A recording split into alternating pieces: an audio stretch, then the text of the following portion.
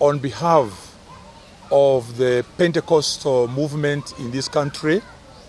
It's a statement that has been signed by several bishops and apostles and preachers and pastors from different Pentecostal churches in this country. So with me here are a few of them, and we are reading this statement on their behalf. And this statement by the Pentecostal church clergy in Kenya is in response to the first statement that was issued by the Catholic bishops of Kenya, in which we have come here to fully support the statement issued by the Catholic bishops last week on Thursday, which was also reinforced by the support of the Anglican Church of Kenya, and which was also supported by the National Council of Christian Churches of Kenya, NCCK, as well as the Presbyterian Church of East Africa, PCA, and some bishops also from Nyanza province or Nyanza region. So we as the Pentecostal movement wish to enjoin ourselves and add our voice to the sentiments that were expressed by all those church formations. And herewith is our statement. It's a bit lengthy, but I know that you can be able to get the gist of the matter.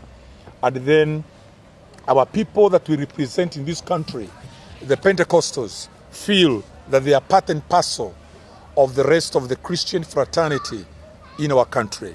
And here is the statement.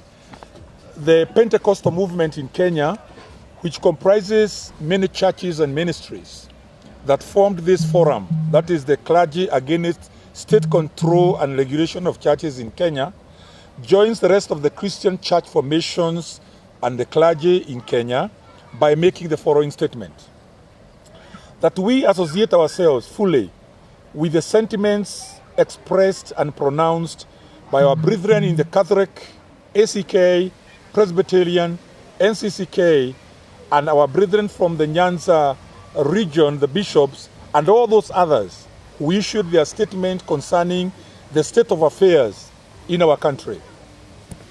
These affairs include political, religious, socio-economic, health, educational, governance, corruption, abductions and killings of Kenyans, murders, bribery, tribalism, nepotism, clanism, sectionalism, and regionalism, and all that goes against the will and aspirations of the general population of Kenyans.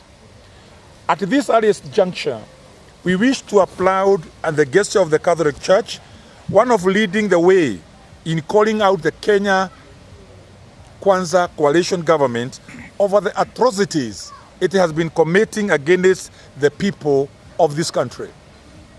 2, we commend the Archbishop of the Nairobi Archdiocese, the Most Reverend Philip Anyolo, for doing the unthinkable by ordering the referred and return and rejection of money that was donated by President William Ruto to the Soweto Catholic Church last Sunday. In effect, this action has killed the Judas spirit of the clergy, receiving bribes from politicians so as to tilt their thinking of ways and doing things.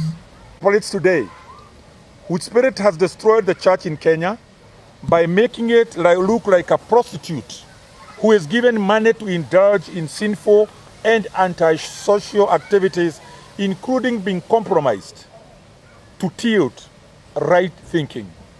Let this serve as a lesson to all the clergy in this country who has the penchant and behavior of hobnobbing with the government and politicians for illicit favors. The alliance between the religious organizations and the state that has made the church lose its voice in matters of correcting the government wherever it went wrong and committed aggressions and atrocities of the people.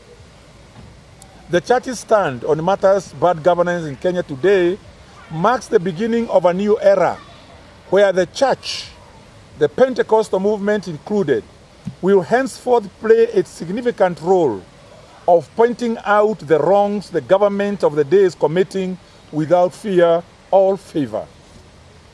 It is from this understanding that we, the Pentecostal formations in Kenya, wish to state our opposition to the government's actions, plans, and programs in the following areas. One, and which we object, abhor, and call upon the government to desist. One, abductions and eventual killing of Kenyans who are perceived to be having a different opinion with the government.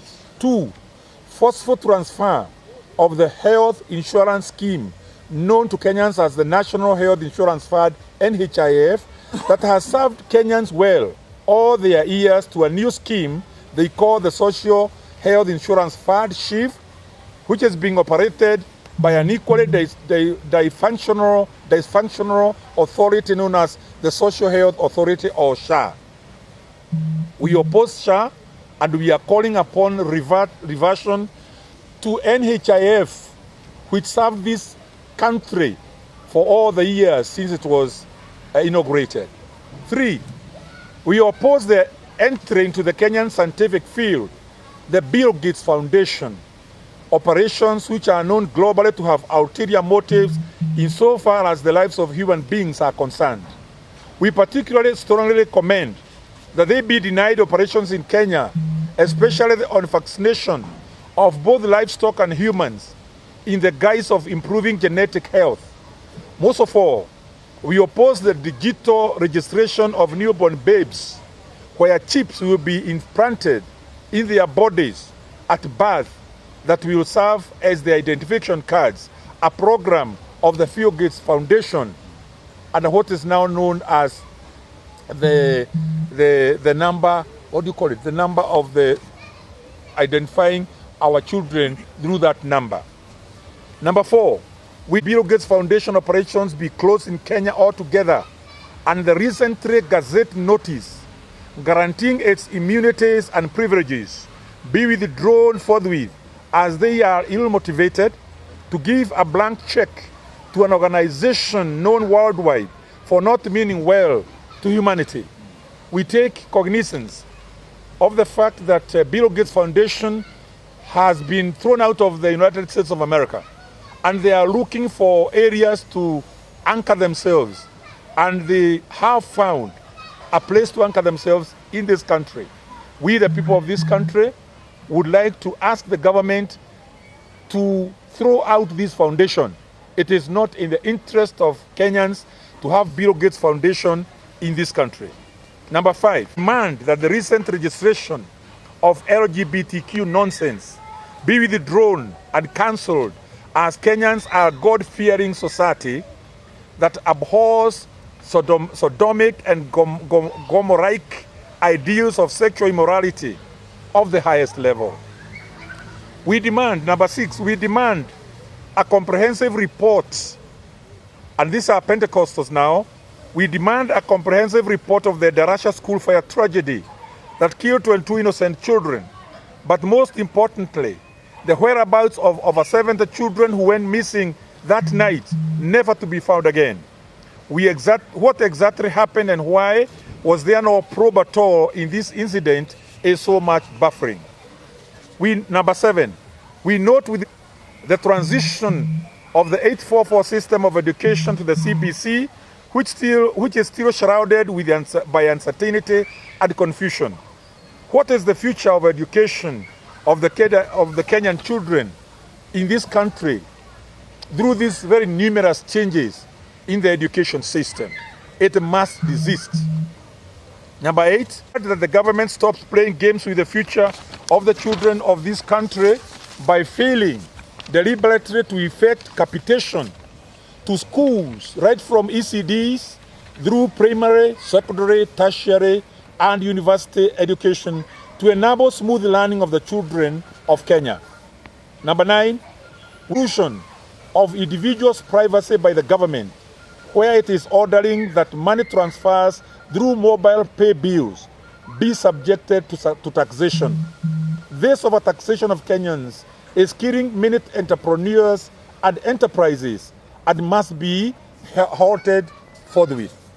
Number 10, we abhor and condemn corruption in the corridors of power, where, according to the CS Treasury, John Badi, the day before yesterday, admitted that 2 billion shillings is being stolen daily. This is affecting the economic growth of this country in a big way, which is causing unemployment and joblessness for Kenyans. The question everyone is asking is this: what are the DCI officers and police service doing when 2 billion shillings is being stolen every day at the admission of none other than the CS Treasury, Honorable John Badi? What about the EACC? What is EACC doing about it? Have they all become dysfunctional and moribund?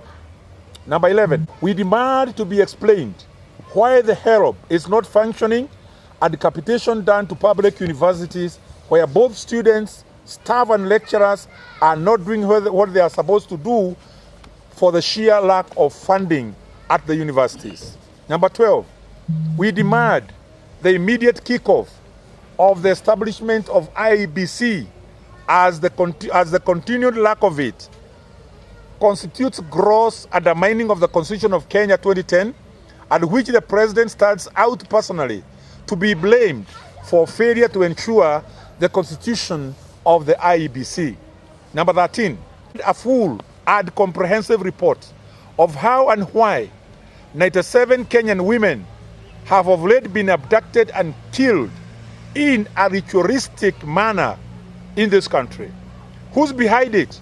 And why hasn't anyone been apprehended for these heinous acts of abducting and killing Kenyan women? Why?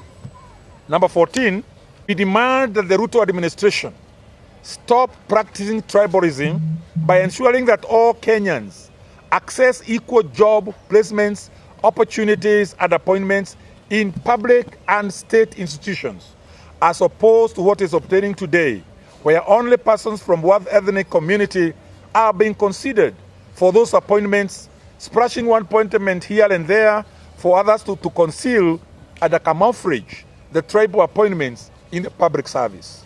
Number 3, we detest and demand the withdrawal of the cropped bills that are aimed at interfering with the traditional methods of growing food crops in Kenya by the Kenyan farmers, which they have done since time immemorial, feeding their families as well as the nation at large.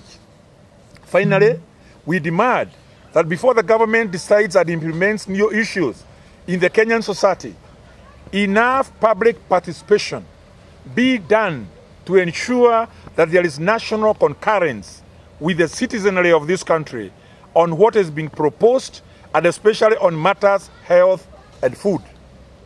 From the foregoing observations, we wish to remind President William Ruto that he came into the political arena hoisting the flag of a staunch Christian believer, which fascinated most of the Christian believers in this country to believe that a brother in the Lord has therefore felt obliged, and therefore a brother in the Lord, and therefore the church felt obliged to support our brother for the highest seat in the land.